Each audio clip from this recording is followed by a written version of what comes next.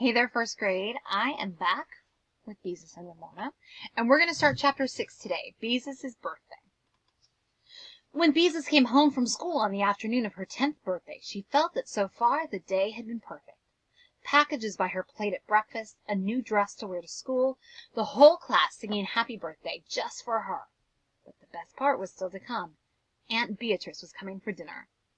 Beezus could hardly wait to tell her aunt about acting the part of Sacagawea leading Lewis and Clark across the plains to Oregon at a PTA meeting. And of course Aunt Beatrice would bring more presents, very special presents, because she was Aunt Beatrice's namesake. And at dinner there would be a beautiful birthday cake with 10 candles. Mother had probably worked all afternoon baking and decorating the cake, and now had it hidden away in a cupboard. When Mother kissed Beezus, she had said, "I'm sorry, Beezus, but I'll have to ask you to keep Ramona out of the kitchen for a while." "Why?" asked Beezus, thinking her mother was planning a surprise. "So I can bake your birthday cake," Mother explained. "It isn't baked yet!" exclaimed Beezus. "Oh, Mother!" "This has been one of those days when I couldn't seem to get anything done," said Mother. "It was my morning for the nursery school carpool. After I picked up all the children and drove them to nursery school and came home and did the breakfast dishes and made the beds, it was time to pick up the children and take them all home again. And after lunch I started the cake and had just creamed the sugar and butter in the electric mixer when I was called to the telephone. And when I came back, what do you think had happened?" "What?" asked Beezus, pretty sure Ramona had something to do with it. "Ramona had dropped all the eggs in the house in the batter and had started the mixer," said Mother. "Shells and all?" asked Beezus, horrified. "Shells and all," repeated Mother wearily. "And so I had to get out the car again and drive to the market and buy some eggs." "Ramona, what did you have to go and do a thing like that for?" Beezus demanded of her little sister, who was playing with her doll Bendix. "To see what would happen," answered Ramona. "She doesn't look a bit sorry, though," Beezus thought crossly, "spoiling my birthday cake like that." "Don't worry, dear. There's still plenty of time to go bake another," said Mother. "If you'll just keep Ramona out of the kitchen, I can get it into the oven in no time at all." That made Beezus feel better. At least she would have a birthday cake, even if it did mean looking after Ramona for a while. "Read to me," Ramona demanded. "Read about Big Steve." "I'll read to you, but I won't read that book," said Beezus, going to the bookcase.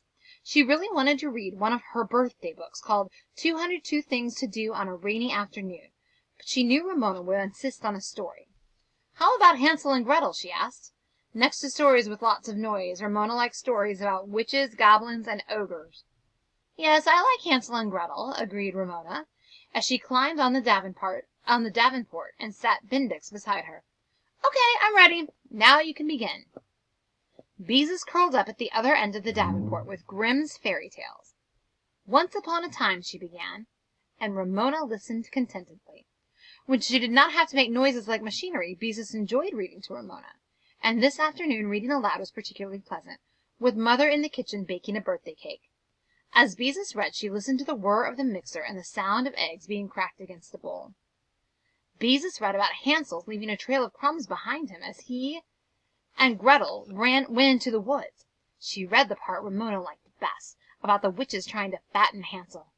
Ramona listened wide-eyed until Beezus came to the end of the story, where Gretel pushed the witch into the oven and escaped through the woods with her brother. "That's a good story," said Ramona, as she jumped down from the Davenport.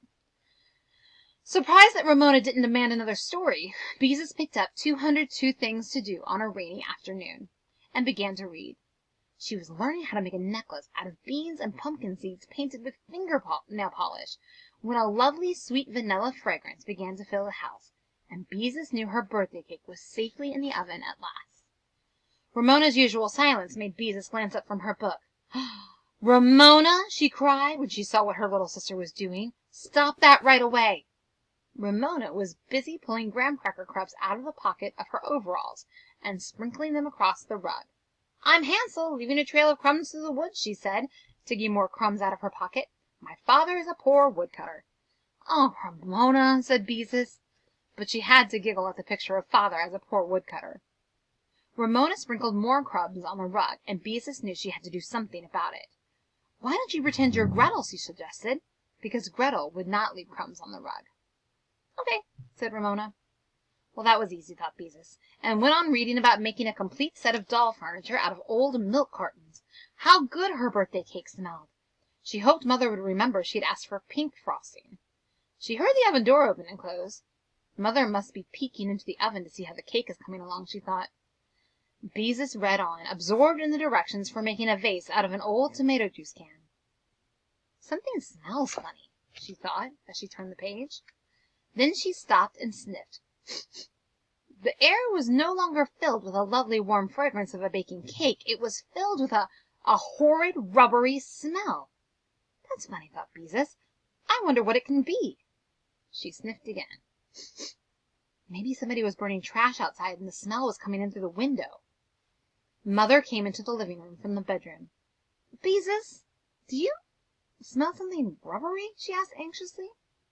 Yes, and it smells awful, said Beezus. Ramona held her nose. Mother sniffed again. It smells as if something is scorching, too. Uh-oh. 3 guesses what happened and who was behind it. Beezus went into the kitchen, where she found the smell so strong that it made her cough. It's worse in here, Mother, she called as she looked to see if anything was burning on the stove. Then Beezus remembered the oven. Mother, she said in a worried voice, you don't suppose something has happened to my birthday cake again? Of course not, said Mother, coming into the kitchen and opening the window. What could happen to it? Just to be sure, Beezus cautiously opened the oven door. Mother, she cried, horrified at what she saw. Look! Oh boy, guys, here we go. Ramona's rubber doll, Bendix, leaned over the edge of the cake pan, her head and arms buried in the batter. Her dress was scorched to a golden tan. Oh, Mother, repeated Beezus. Her birthday cake, her beautiful, fragrant birthday cake, was ruined. Is the witch done yet? Ramona asked. Ramona, began Mother, and stopped. She couldn't think of anything to say. Silently she turned off the oven, and with a pot holder pulled out the doll and the remains of the cake. Ramona doesn't look too unhappy, does she? She probably thinks this is hilarious. Ramona Geraldine Quimby, said Beezus angrily. You're just awful, that's what you are, just plain awful, spoiling your own sister's birthday cake. You told me to pretend I was Gretel, protested Ramona, and Gretel pushed the witch into the oven. Beezus looked at the cake and burst into tears. So we'll have to find out what happens to poor Beezus' birthday cake on Monday. Have a great day, guys.